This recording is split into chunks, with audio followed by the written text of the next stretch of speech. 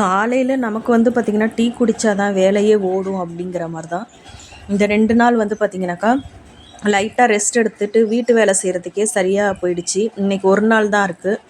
இன்றைக்கி ஒரு நாள் இருக்கிற வேலை எல்லாத்தையும் முடிச்சுட்டு நாளையிலேருந்து நம்ம கடை வேலை ஸ்டார்ட் ஆகிடும். ஏன்னா வீடு க்ளீன் பண்ணுறதுங்கிறது வந்து கடை வேலையை வச்சுட்டு நம்ம வீட்டை வந்து க்ளீன் பண்ண முடியாது. மற்ற வேலை எல்லாத்தையுமே அப்படியே நான் ஸ்டாப் பண்ணிவிட்டு வீடு க்ளீன் பண்ணுற வேலை, வீடு வந்து சின்ன வீடாக இருக்கிறனால அந்த க்ளீனிங் ஒர்க் தான் நான் பண்ணிகிட்ருக்கேன்.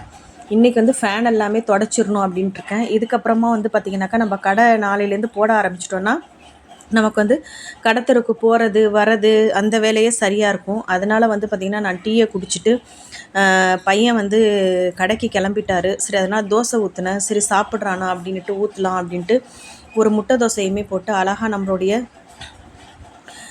கொள்ளு பொடியை போட்டு நல்லா தூவி பையனுக்கு வந்து கொடுக்கலாம் அப்படின்ட்டு வந்து தோசையெல்லாம் ஊற்றிட்டாங்க. தோசை ஊற்றிட்டு நேற்று வந்து பார்த்திங்கன்னா மீன் குழம்பும் எறா கிரேவியும் தான் வச்சுருந்தேன். ஆல்ரெடி வாங்கி ஃப்ரிட்ஜில் வச்சதுனால சரி நான் வீட்டில் இருந்ததுனால அதை ரெடி பண்ணிவிட்டு நேற்று வந்து நைட்டு வந்து பையன் சாப்பிடல. நைட்டு வெளியிலே சாப்பிட்டுட்டார் அவர்.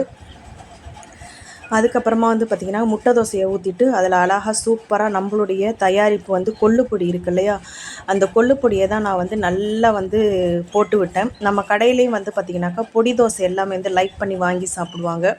கொள்ளு பொடி தோசை, அதுக்கப்புறம் வந்து பார்த்திங்கன்னா கருவேப்பிலை பொடி, அதே போல் பருப்பு பொடி, இந்த மாதிரி வந்து பொடி ஐட்டம்ஸ் எல்லாமே வந்து நம்ம போடுறது உண்டு.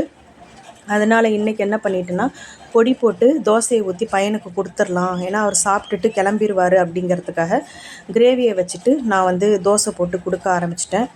அவர் வந்து பார்த்திங்கனாக்கா சரியாக சாப்பிடல. சரி ஓகே, அந்த தோசையை நான் தான் சாப்பிட்டேன். இன்றைக்கி வந்து பார்த்திங்கனாக்கா மற்ற வேலையெல்லாம் வந்து லஞ்ச் எதுவும் நான் ப்ரிப்பேர் பண்ணல. நேற்று வச்ச மீன் குழம்பு இருக்குது, கிரேவி இருக்குது, அதை வச்சு இன்றைக்கி ஓட்டிடலாம் அப்படின்ட்டு இருக்கேன். இந்த வீடியோ பிடிச்சிருந்தாக்கா லைக் பண்ணுங்கள், ஷேர் பண்ணுங்கள், கமெண்ட் பண்ணுங்கள்.